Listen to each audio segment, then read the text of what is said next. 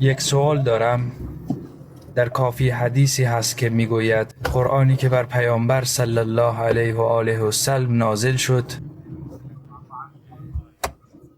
آیهی 70,000 یا چیزی شبیه به آن، درست است؟ تفسیر شما از این چیست؟ جواب بدین صورت است. برادران، به من گوش کنید. کسی که این روایت رو میخواند چه تصوری دارد؟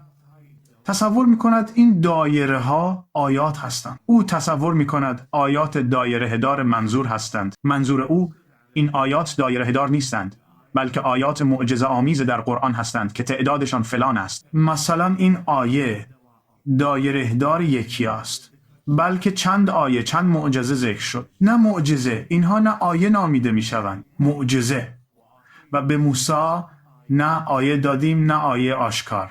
پس یک آیه دایره دار نه معجزه را در بر گرفت. پس منظور از آیه اینجا معجزه است.